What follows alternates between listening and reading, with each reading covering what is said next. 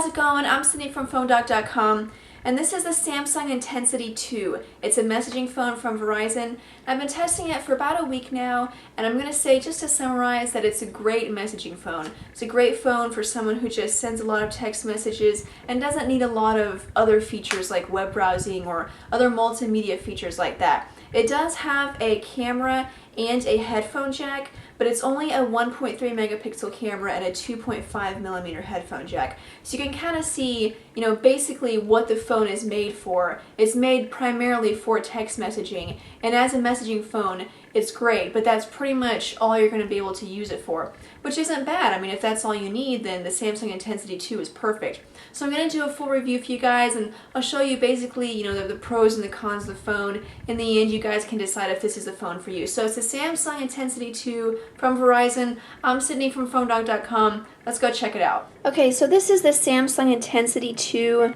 Again, like I said, it's just a basic messaging phone from Verizon. So the biggest feature about it is obviously the physical keyboard here. And, I'll just start off with messaging since this is the major feature. You'll notice the keyboard is a keyboard that we've been seeing a lot on Samsungs lately, which is nice because I do like the style of keyboard. The keys are very tactile and they have a nice grip to them, so it's easy to type messages. A lot of times the problem I have with some keyboards is that my fingers would be sliding all over the keys because they're too slippery, but this one is definitely not a problem. The keys definitely have a good texture to them to where it's easy to type on. The only problem I have with this keyboard is that you'll see the space bar is in a row with the letters, and so in between the V and the B here, so that can be a little jarring, just a little bit difficult to get used to. I'll go over to the messaging interface and then we'll type a message. You can see the screen here works in landscape mode as well as portrait mode. And this is just a basic LCD TFT screen. It has a resolution of 240 by 300, and so nothing special there, but we'll go to messaging, and then it does have threaded text messaging, and so you'll see the different speech bubbles. Pretty nice. So let me go back and I'll start a new message. Text message. Okay. And then you can use the T9 keypad if you want to, but we'll go over here. So I'll just type a message here and see the quick brown fox jumps over the lazy dog. So, you can see you can type pretty fast on it. I did have one error there. I caught myself when I did it. But, you can type pretty fast on it, and I've kind of gotten used to this. But just, because of the placement of the space bar, everything else is kind of offset to the left, except for these keys, which are kind of offset to the right. And so it's just a little bit difficult to get used to because it is going to be set over to the left a little bit more. This is, of course, being extremely picky about, just a basic standard keyboard, but it is something to keep in mind because there are keyboards available that don't have the space bar in between the V and the B. Most notably, a new phone that just came out is the Samsung Flight 2, and of course this isn't a dogfight, but you'll see this keyboard, you have the space bar on its own row. And so, it is something that you don't have to deal with, and so it's something that is worth mentioning.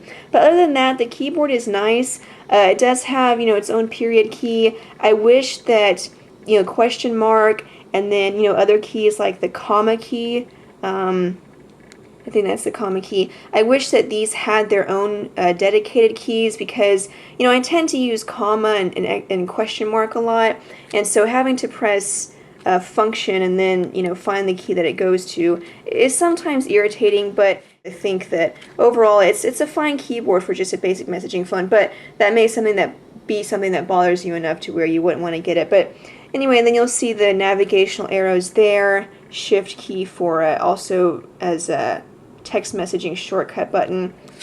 And so going back to messaging, you'll notice again, like I said, it does have threaded text messaging. So that's pretty nice to have. There's a messaging shortcut on the home screen. You can use the soft key to get to it. So, basically, like I said, in terms of messaging, it's a great phone. And then when you do have it in landscape mode, you have these two soft keys to function just the same as these soft keys too. Going back to the menu, a couple other things about the phone is that there are a bunch of customization features, also display themes. So I have it on Pond, but say we went to Planet. Kind of gives it a darker feel. I don't know if you can see the design in the background. And you can also change the fonts, the dialing font, messaging font, and then the menu fonts. And so, as far as customization goes, if it's going to be a teenager or a young kid with this phone, I think it's something that, would definitely be fun for them. They can kind of make it their own. So moving right along to the camera.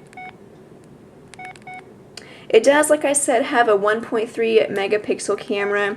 There's a camera shortcut button right here, which is very cool. Right above that, you'll see the micro SD card slot. It is expandable up to 32 gigs. Memory is expandable up to 32 gigs with the card. So that's definitely cool to have. But anyway, we'll go to the camera and... Okay, so here are two pictures that I took as test pictures.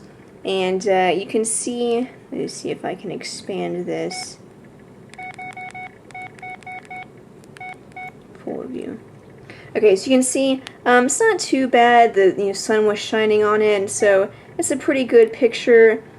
Again, you can see the perspective, and so it takes decent shots.